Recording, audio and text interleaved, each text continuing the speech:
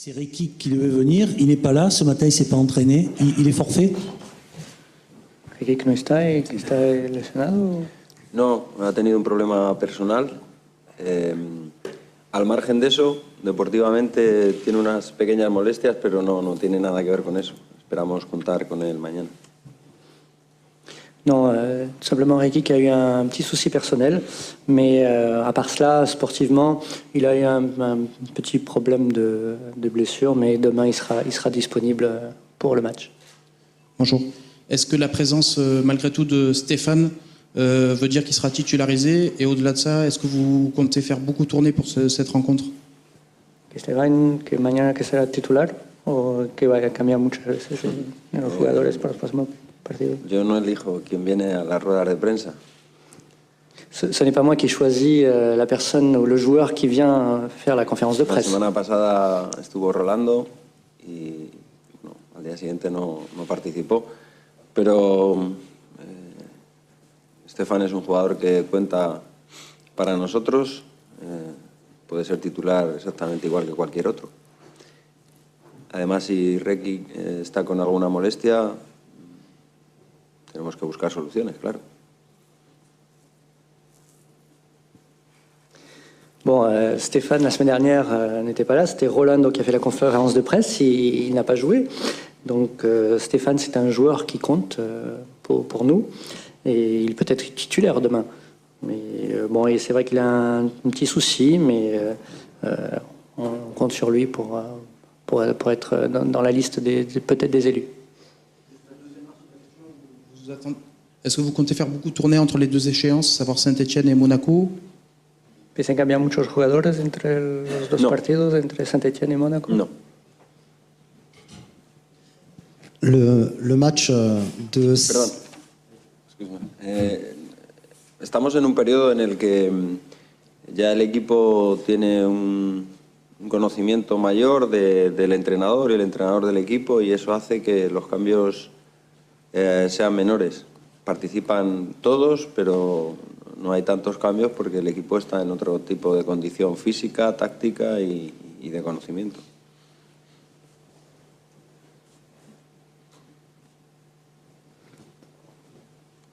Bon, non, on peut dire qu'actuellement, l'équipe connaît mieux son entraîneur, et on peut dire également que l'entraîneur connaît également mieux son équipe. Donc, on peut dire que les changements vont être moins fréquents. Et nous sommes dans une situation où nous sommes dans d'autres conditions physiques, tactiques et aussi au niveau des connaissances. C'est un match, demain, c'est un match important de la Ligue Europa, car en cas de victoire, vu que vos deux adversaires directs, Braga et Liberec, se rencontrent, vous pourriez reprendre votre destin en main et vous dire que vous pouvez vous qualifier sans l'aide de personne? Mañana es un partido importante, sobre todo que en caso de victoria, dado que Braga juega contra Liberec, se puede decir que la calificación de Marsella puede ser más fácil. Nosotros necesitamos ganar mañana por varias razones, pero para seguir dependiendo de nosotros mismos en la clasificación, y eso es lo que pretendemos, estar en la siguiente ronda. On doit gagner pour plusieurs raisons. Tout d'abord pour ne dépendre que de nous, pour avoir cette victoire, et d'être présent pour le prochain tour des qualifications de l'Europa League. Y además porque después del partido, o excepto en el partido de Nice, llevamos un buen nivel de juego, unos buenos resultados, y eso hace que cada vez estemos con más estabilidad, que es lo que queremos. Si podemos añadir una victoria mañana, mantendremos esa estabilidad. On peut dire qu'après le match que nous avons eu contre Nice, on a réussi à obtenir un bon niveau de jeu, on a réussi à obtenir des bons résultats, on a réussi à avoir une certaine stabilité. Donc, en cas de victoire, je pense que ça va souligner tous ces aspects-là que je viens de vous citer. Bonsoir. J'aimerais savoir quel regard vous portez sur l'animation offensive de votre équipe. On a pas mal critiqué un excès d'individualisme de la part de vos joueurs offensifs. J'aimerais savoir ce que vous en pensez. cómo usted ve la animación, la dinámica ofensiva del equipo, que hay mucha gente que critica un poco que su plantilla, su equipo tiene demasiado individualismos en el juego. El caso es no estar contentos. Dime. El caso es no estar contentos. Ni cuando ganamos, por supuesto, ni cuando perdemos. Eso se da por hecho. Ouais. Bon, je pense que le problème, c'est que les gens sont souvent insatisfaits quand on gagne pas et qu'on n'arrive pas à obtenir des bons résultats. Yo siempre digo que nosotros, no me canso de decir que debemos jugar como equipo. Me sorprende porque no tenemos muchas individualidades, al contrario. Tenemos que buscar jugar como equipo porque las individualidades no podemos pretender que resolver nada a través de individualidades. Preferimos jugar más en bloque. Bon, je dis toujours, et je le répète encore une fois, ce qu'on doit jouer, c'est en tant qu'équipe, en tant que bloc. Je suis même assez surpris. Il est vrai que nous avons des individualités qui jouent et qui ont des capacités, mais elles ne vont rien résoudre seules. On doit jouer en bloc et c'est ainsi que je veux que notre équipe joue. Bonsoir. Moi, j'aimerais savoir, Stéphane Sparagna nous a dit qu'il y avait effectivement plusieurs échéances. On s'en doute, il y a les Coupes de France, Coupe de la Ligue, Championnat. Mais j'aimerais savoir ce que vous, vraiment, vous pensez de cette Ligue Europa, en tant qu'entraîneur qui vient d'arriver cette saison dans le championnat, les difficultés de tous les clubs français dans cette compétition. Est-ce que c'est vraiment, pour vous, une priorité? Para mí la prioridad siempre es la Liga, porque es la que nos va a dar una posición más estable y un ánimo. Se juega todos los domingos. Pero la competición europea no veo por qué no nos parece interesante. Hay muchos equipos que no la juegan y que desearían estar en nuestro lugar. Y nosotros, creo que además siempre una competición europea es una competición de prestigio.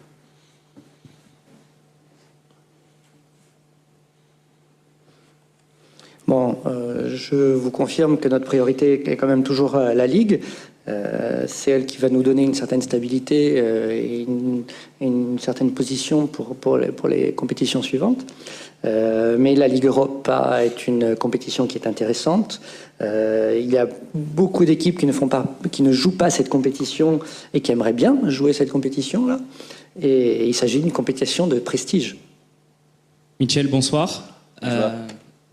Vous avez fait un choix fort à Saint-Etienne en titularisant Mauricio Isla dans votre milieu de terrain. Qu'est-ce qu'il change? Quelles sont les nouvelles options avec ce joueur? Qu'est-ce qu'il vous apporte de plus dans votre entrejeu, dans votre consolidation du milieu de terrain? Isla, que es buen jugador como mediocampista, y ¿qué proporciona a su equipo un jugador como él en el mediocampo? Principalmente Isla es un jugador polivalente, como hablamos de Steph también, y principalmente es un jugador que conoce el juego a la perfección. Aporta mucha estabilidad, mucho equilibrio en el centro del campo y creíamos que era un buen momento de poder participar. Y afortunadamente acertamos porque el jugador estuvo a un gran nivel.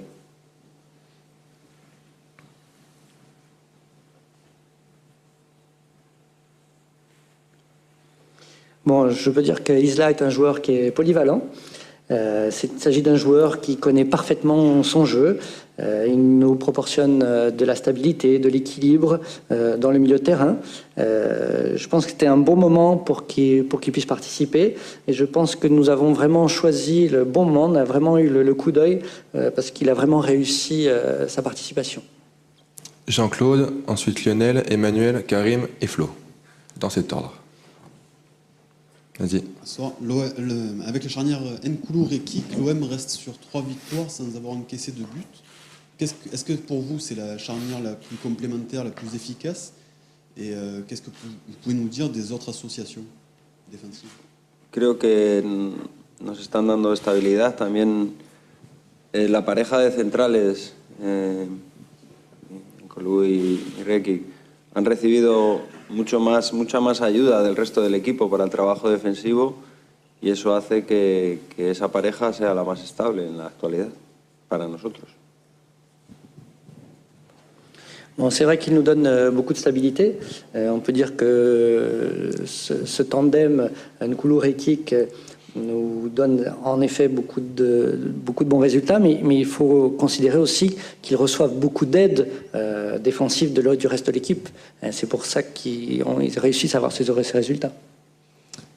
Je voulais poser une question sur, on vous a parlé des attaquants tout à l'heure, plus précisément sur Michy Batshuayi. Il en est à 10 buts en 17 matchs depuis le début de la saison. Il a marqué dimanche. Pourtant, on n'a pas toujours l'impression que dans le jeu, ça soit toujours extraordinaire, que ce soit à la hauteur de ses statistiques. Quel est votre avis, vous, sur ses productions et sur ce qui vous permet de faire dans le jeu? Bueno, nosotros tenemos mucha confianza en Michy. Está aprendiendo muchas cosas, está trabajando y está mejorando muchísimas cosas. Ustedes ven que lleva muchos goles, pero es cierto que no es solo porque tenga acierto de cara a la portería, sino porque tiene otras facetas que está trabajando y está trabajando muy bien.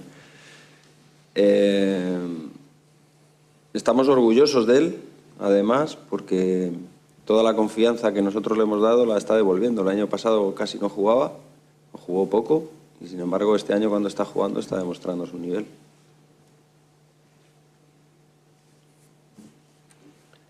Y solo tiene 22 años. Oui, cette année, on a fait confiance à Michy. C'est quelqu'un qui travaille beaucoup, qui s'améliore. On peut dire qu'il marque beaucoup de buts, mais il travaille beaucoup et il s'améliore également dans d'autres domaines.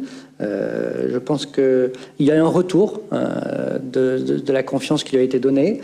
Et si on compare à l'année dernière, cette année, il y a eu des bons résultats. Et il ne faut pas oublier qu'il n'a que 22 ans. Por ejemplo, después del partido de Saint-Étienne, cuando llegó al banquillo no estaba contento, y eso que había metido un gol muy importante. Eso significa que es ambicioso, quiere más y que quiere mejorar en las facetas en las que estamos trabajando con él. Eso me parece bien.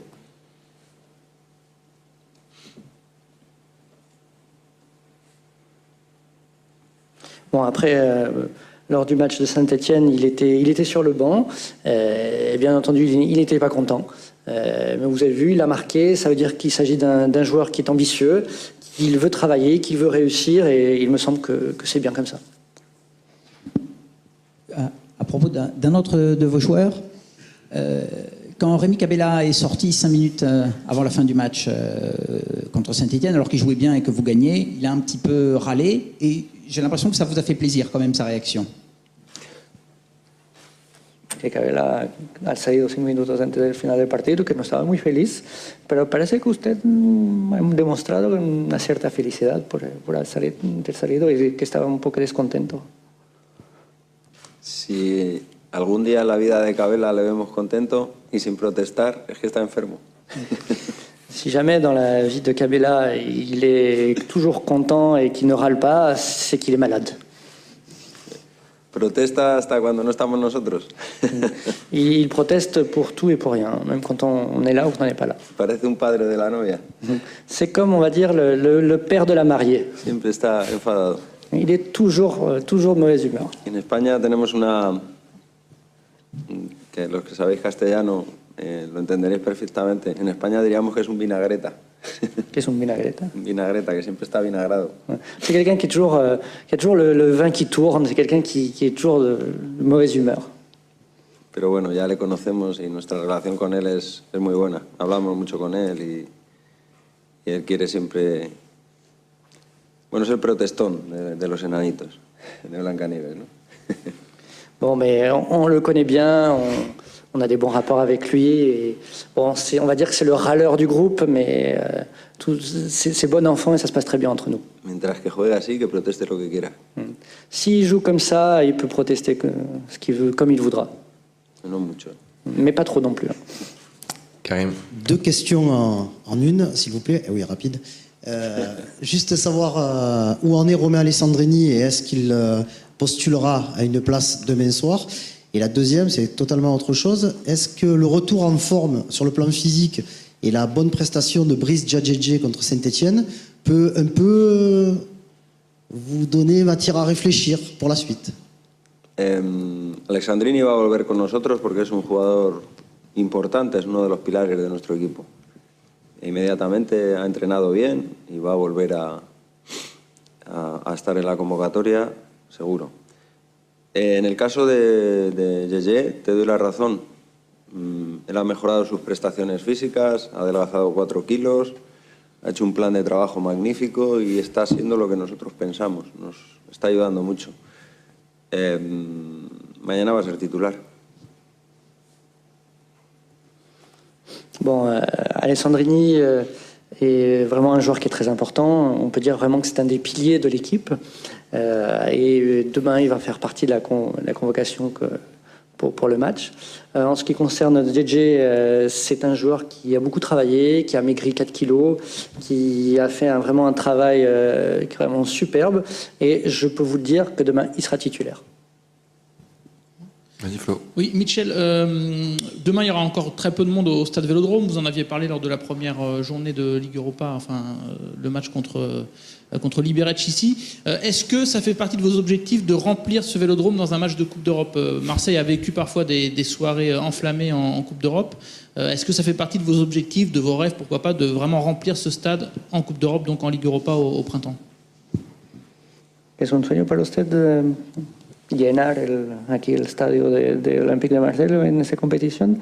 Porque, bueno, los últimos partidos no hay mucha gente. Bueno, no han pasado muchas cosas con respecto a poder llenar el Velodrome en todos los partidos, no solo en Liga Europa. Pero si el equipo sigue progresando, si el equipo sigue jugando, esta es una afición que tiene ganas de estar en el Velodrome, como nos demuestran cada domingo en los partidos de Liga. Si seguimos en la competición al nivel que pretendemos, seguro que llegando a cuartos o a semifinales van a estar y van a llenar el Velodrome, seguro. Porque son muy aficionados de este equipo.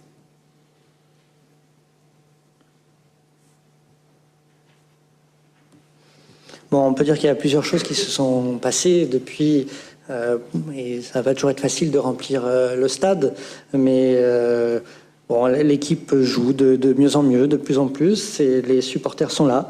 Je sais qu'ils veulent venir, et il me semble que si on arrive en quart de finale ou en demi-finale, je pense qu'on arrivera à remplir le stade. Les supporters vraiment supportent l'équipe, et on sait qu'ils viendront pour les moments cruciaux.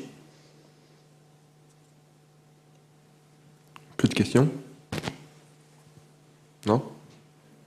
Merci. Allez, merci. Bonsoir.